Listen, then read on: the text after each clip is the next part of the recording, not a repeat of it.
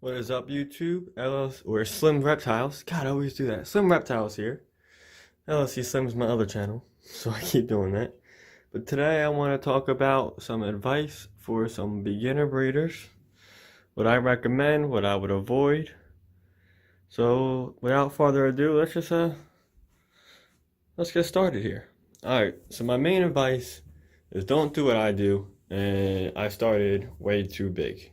Now, granted, I've had reptiles for like 7 years now, so it's a little different now. But when I first started, I started with 4 leopard geckos, 2 females, 2 males, which what I would recommend you start out with, or even 1 and 1.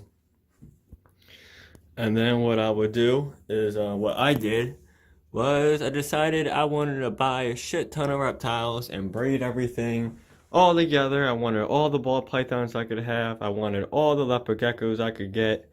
I wanted everything and anything, whatever I could afford to purchase the animal itself, I did. Until you realize that you have 40 plus animals and you need to cage, house, feed, water, and clean every single one of those multiple times a week. So what I ended up having to do after like 2 or 3 years was I spent thousands and thousands and thousands and thousands of dollars just on a bunch of ball pythons and leopard geckos. And it got to the point where I realized I couldn't afford to feed them all as I should be. I didn't have the time to clean them all, and the animals were suffering. Thankfully, none got sick, or none died, or none lost too much weight or anything. But I did have to rehome them because I was just decided it was way too much. And I ended up selling pretty much about like 20 animals for pretty much the price that I spent for one of the ball pythons. So I lost probably about 5-6 grand doing that.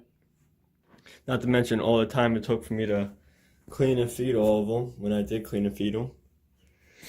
And the biggest thing you gotta think is housing. If you don't want to do rack systems, you probably don't want a lot of animals, because as you can see, I currently don't have a rack for most of my animals.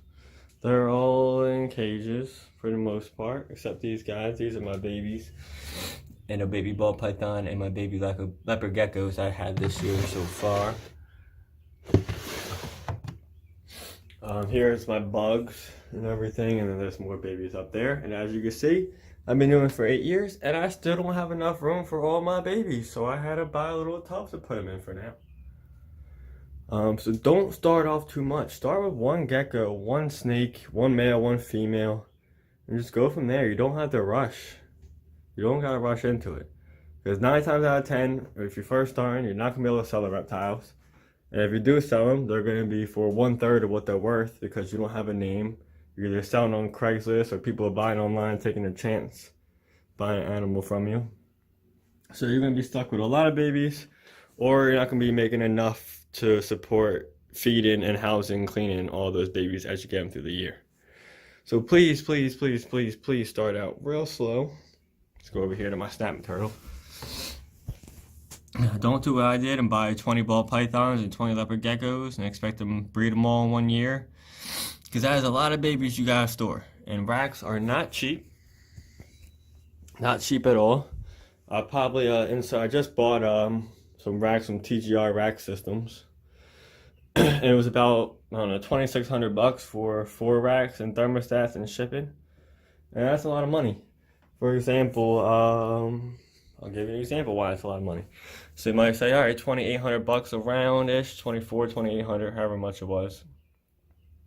Now, you may say, oh, that's not too bad. Now I have this gecko here, awesome gecko. Probably worth about $100. I'll probably get 70 for it. So if you think about it, that's what, 20, 30 geckos I gotta sell just to make up for that rack system. That's not making a profit. That's not including my time I spent cleaning everything and going out and driving and doing everything. It's not including a lot of stuff. The minerals, vitamins, calcium powder, food, everything else. You're just gonna get overwhelmed if you start way too fast. I wish I made this video when I had all my animals, just to show you exactly how much I was struggling. I literally had about 23 ball pythons at one time. I had them in all different tubs and tanks and containers, and It just wasn't. It wasn't a good look. It wasn't good for the animals. It wasn't good for me. So I had to decide to rehome them.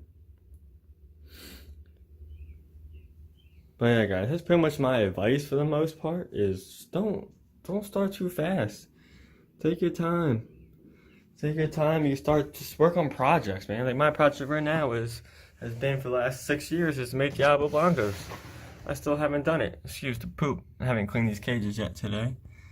But I got Blazing Blizzards. Now I gotta add Raptor to it to make the Diablo Blanco.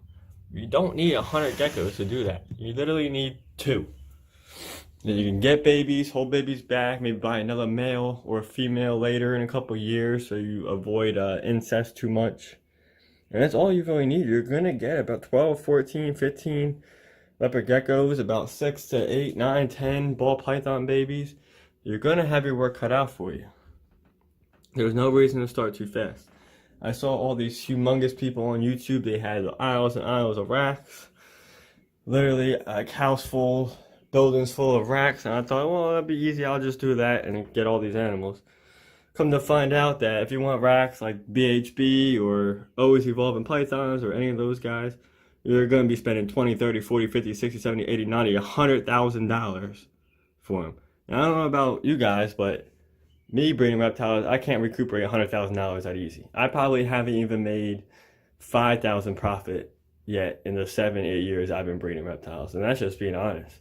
Now, granted, if you start out with a lot of money, you can kind of recruit money pretty fast by buying high-end reptiles, but I just don't think that's the way to go. I started with recessives. I started with basic genes. My first ball python was a normal spider. I ended up breeding it to a normal albino that I paid $50 for. Albino ended up being an orange dream. You guys know the story. So now I got orange dream in my collection. So like I said, you don't have to start big. Don't start big. You're not going to make more money because you start bigger. There's a lot more bills and responsibility for the more animals that you have. And even honestly, right now, I think I got too many right now. I'm about to rehome. Once this breeding season is over, I'm going to rehome most of the hatchlings that I got. I'm going to rehome some of the parents that I have. Because I honestly just don't need. I have a bunch of different tangerines and stuff. I just don't need it for my breeding collection. Yeah, I love them. I want to keep them as pets. But if you want to start your own business with it, you got to start thinking with a business mindset. You got to look at the profits, margins. You got to look at how much money you're putting out, how much time you're putting into it. You got to look at everything, which I didn't do. I didn't care about the time and the money and everything. So I realized, yo, I have a business here, but I'm going negative $1,000 every fucking year. How is that a business? It's not a business. You're just funding your passion, which isn't really a passion anymore because you have too many things to be passionate about. And that's just my opinion, guys. That's my advice. Let me know what you guys think in the comments below. I'm about to have another video, which I'm going to record right after this, about my updates and plans and what's going to be happening over the next couple weeks here at Slim's Reptiles. So check that out. And thank you guys so much for watching. Appreciate it.